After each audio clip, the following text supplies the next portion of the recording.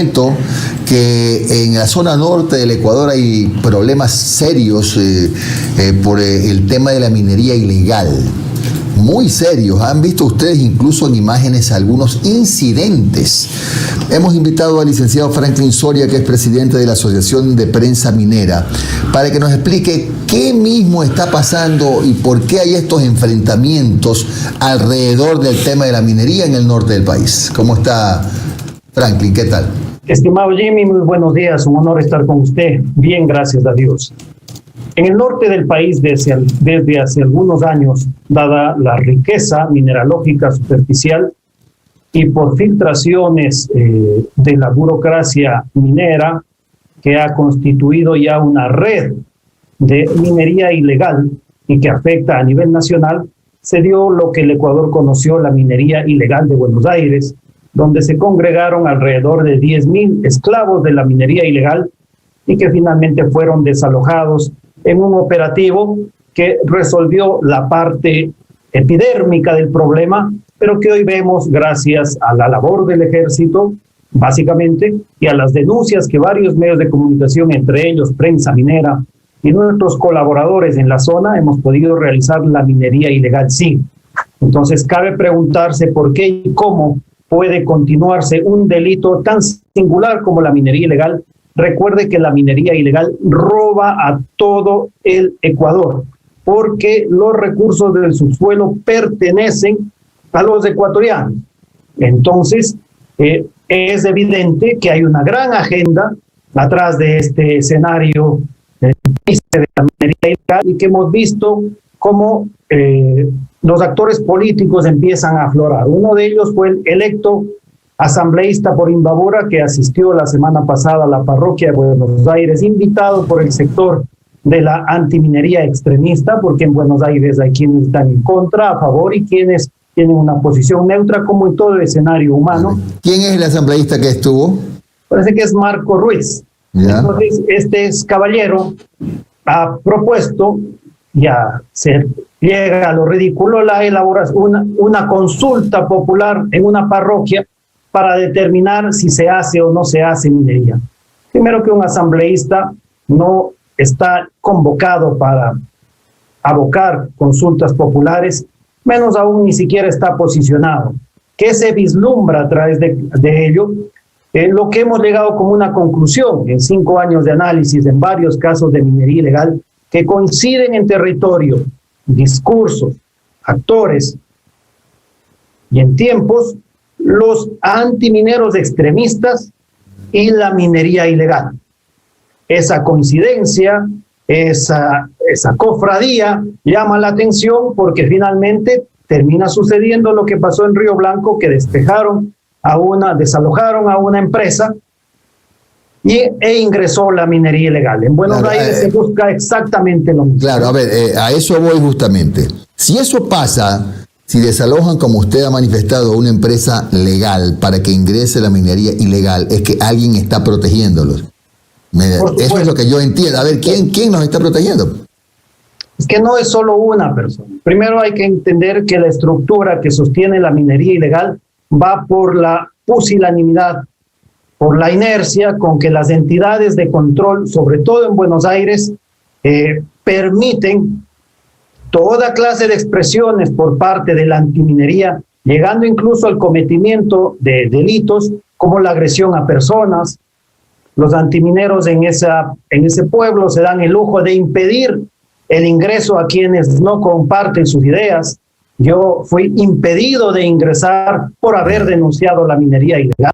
Yeah. Entonces, ¿qué pasa con la Policía Nacional en este punto? Yeah. La Policía Nacional llega al extremo de tener que consultar al grupo antiminero si la persona o el grupo de personas pueden o no circular, y en virtud de eso, bajo un argumento bastante débil,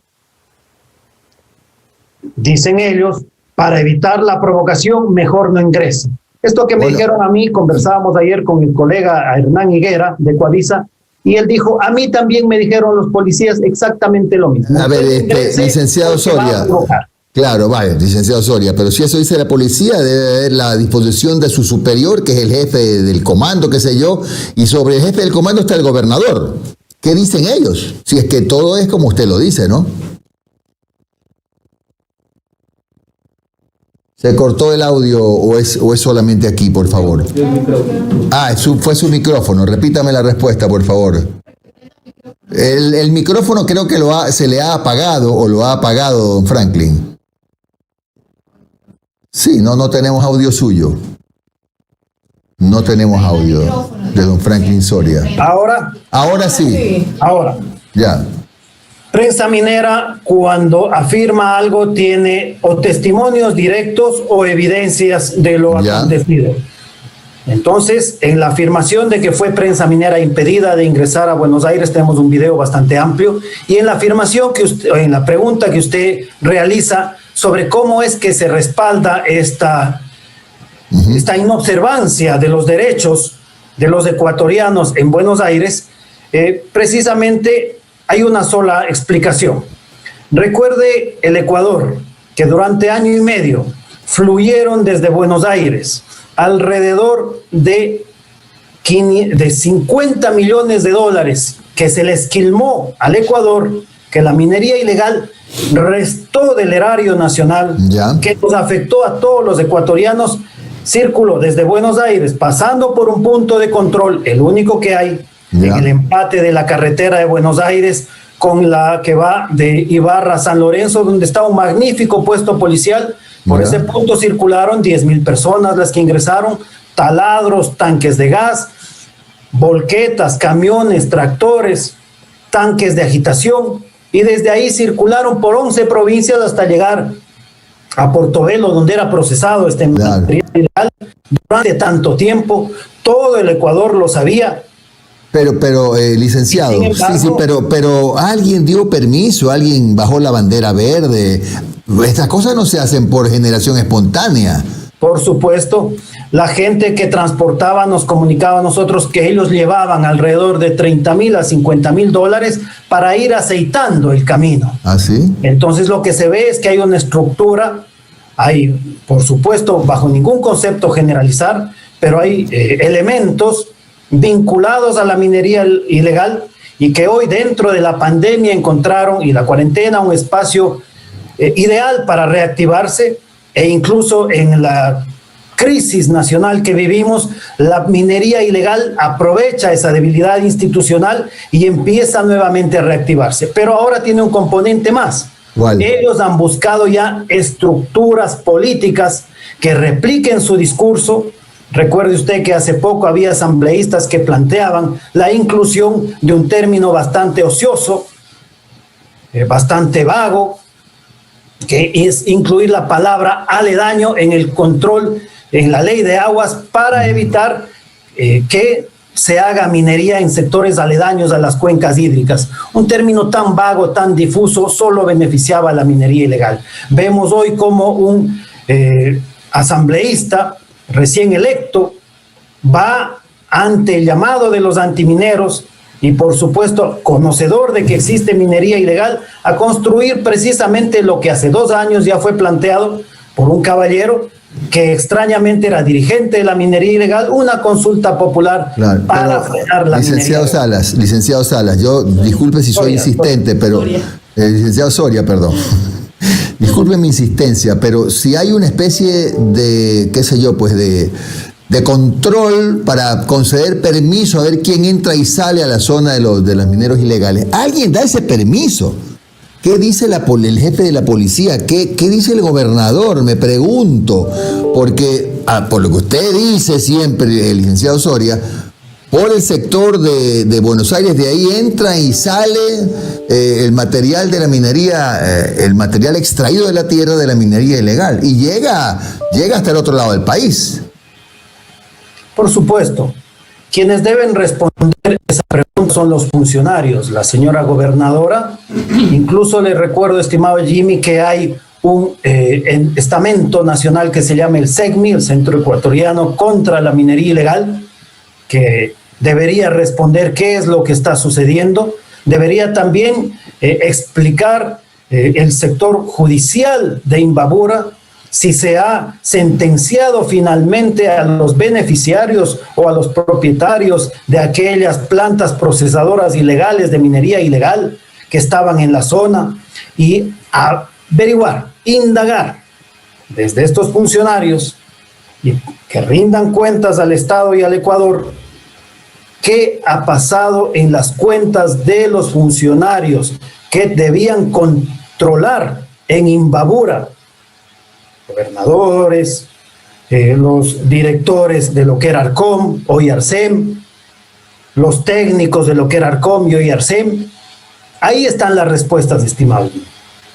Ahí están las respuestas, y eso es labor del sector judicial del poder estatal, ¿no? Licenciado, ¿cómo está? Le saluda Alondra Santiago, un gusto. En algún momento tuvimos la oportunidad de hablar porque también hice un reportaje sobre minería y es bastante complicado tocar estos temas en las zonas donde se da la minería ilegal porque, como decía también Jimmy, lo decía usted, la policía también te dice, ¿sabe qué? Mejor no vaya por allá, porque también reconocen que hay lugares donde se está haciendo minería ilegal. En Ponce Enríquez, por ejemplo, fuimos y captamos en un lugar realmente grande donde se está haciendo, hay maquinaria, estaban las personas, les mandamos un dron y salieron corriendo porque evidentemente es ilegal. Yo entrevisté a un viceministro de Minas y él me decía, y lo cito, el minero al rato que se instala no le importa porque no hay ningún tipo de control. Pero entonces el Estado, para no tener ningún problema, lo que hace es legalizar. Y ahí es donde empiezan los problemas, porque estamos viendo que Ecuador, en el país existen más de 7.000 áreas mineras y cerca de 4.000 permisos artesanales